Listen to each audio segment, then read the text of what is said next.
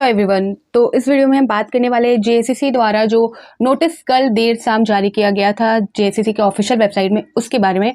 JSSC ने जो सहायक आचार्य एग्जाम से रिलेटेड दो अपडेट दिए थे, दो नोटिस डाली थी और उस नोटिस को हम यहाँ पर डिस्कस करेंगे। तो प्लीज़ आप इस वीडियो को पूरा ज़रूर देखें और इसे शेयर ज़रूर कर दें, ठीक है। नोटिस वाला जब भी कोई वीडियो हो तो आप कम से कम उसे पूरा ज़रूर देखें, क्योंकि नोटिस जो होता है वो बहुत सारे इन्फॉर्मेशन उसमें होती है और आप सभी को पता होना ज़रूरी है। तो चलिए यहाँ पर हम स्टार्ट करते हैं। तो यहाँ पर आप देख सकते हो, झारखंड प्रारंभिक विद्यालय प्रशिक्षित सहायक आचार्य संयुक्त प्रतियोगिता परीक्षा 2023, विज्ञापन संख्या 13/2023, दिनांक यहाँ तारीख देख सकते हो 23/7/2024, जो कि कल की डेट है। कल 23 तारीख थी और कल ही ये देर शाम जारी हुआ है।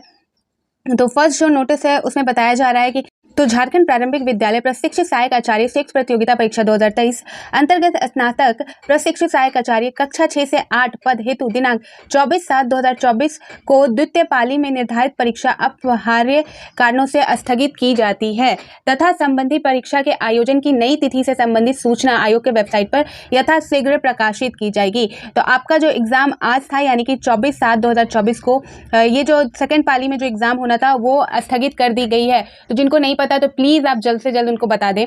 अब बात कर लेते हैं सेकंड जो नोटिस है उसके बारे में। और यहाँ पर ये भी बोला गया है कि जब भी ये परीक्षा ली जाएगी वो यथासंभव आप सभी को जेएसएससी के ऑफिशियल वेबसाइट में बता दिया जाएगा नोटिस के थ्रू।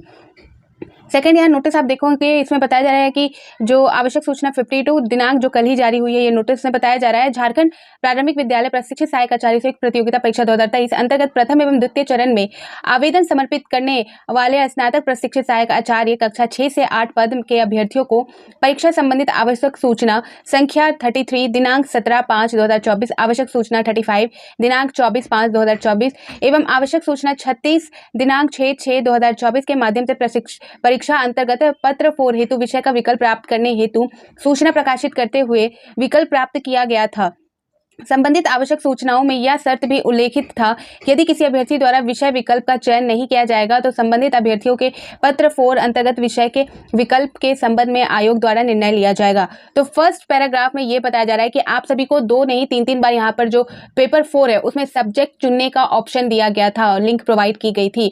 और इसमें यह भी बोला गया था कि अगर किसी कारणवश आप जो सब्जेक्ट 4 का चयन नहीं करते हो, सब्जेक्ट का चयन नहीं करते हो, तो लास्ट तिथि तक जो तिथि यहाँ पर जारी की गई थी उस तिथि तक अगर आपने चयन नहीं किया तो उसके बाद जो निर्णय है वो आयोग खुद लेगा, ठीक है। सेकंड पैराग्राफ में बताया जा रहा है सेकंड नंबर में, उपयुक्त के क्रम में विभिन्न अभ्यर्थियों द्वारा पत्र 4 के कोई विकल्प का चयन नहीं किए जाने के फलस्वरूप आयोग द्वारा समन्वय विचारों प्रांत संबंधित अभ्यर्थियों के आवेदन पत्र में चयनित पद विषयों के आधार पर पत्र 4 अंतर्गत विषय का विकल्प आवंटित करते हुए परीक्षा हेतु प्रवेश पत्र निर्गत किया गया है, ठीक है। यहाँ पर बताया गया है कि आप सभी ने जिन्होंने चयन नहीं किया है उसका खुद आयोग ने अपने विचार विमर्श कर जो संबंधित है आवेदन पत्र में चयनित पद विषय के आधार पर जो पेपर 4 के अंतर्गत विषय का विकल्प आवंटित कर दिया है, ठीक है। करते हुए जो परीक्षा हेतु प्रवेश पत्र है वो निर्गत किया गया है। तो प्रवेश पत्र यानी कि एडमिट कार्ड आपका जो है वो जारी किया गया है, ये बताया जा रहा है। जो आप जिन्होंने पेपर 4 कक्षा 6 से 8 वालों का जो पेपर 4 था जिसमें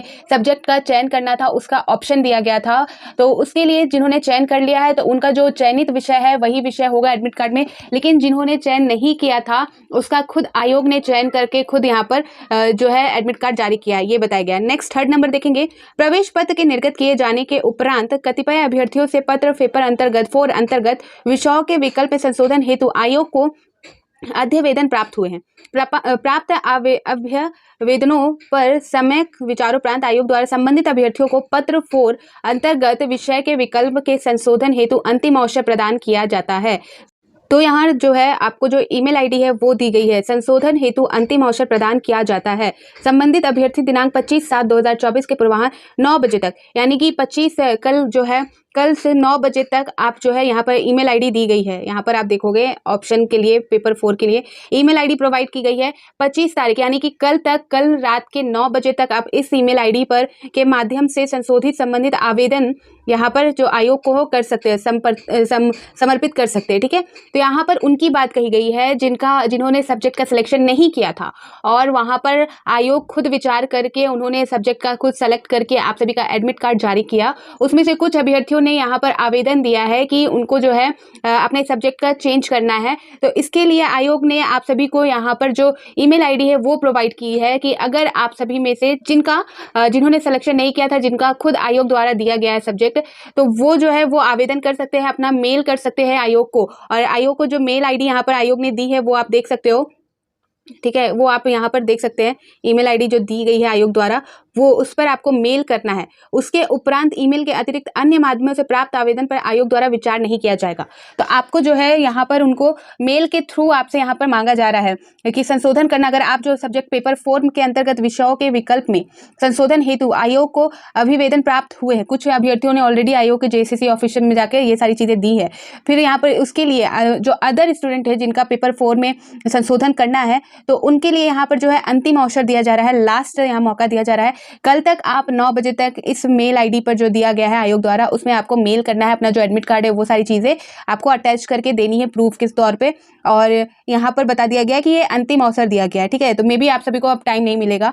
और ये अपडेट JSCC द्वारा कल जारी हुआ था, तो आप ये नोटिस को JSCC के ऑफिशियल वेबसाइट पर भी देख सकते हो और मैं इसे कम्युनिटी पोस्ट में भी डाल दूंगी, तो आप वहाँ से भी चेक कर सकते हैं। तो ये इंपॉर्टेंट अपडेट थी। अगर आप सभी को अभी भी कुछ क्लियर नहीं है तो आप कमेंट सेक्शन में पूछ सकते हो। ठीक है, तो फिर मिलती हूँ नए अपडेट के साथ। तो बाय बाय।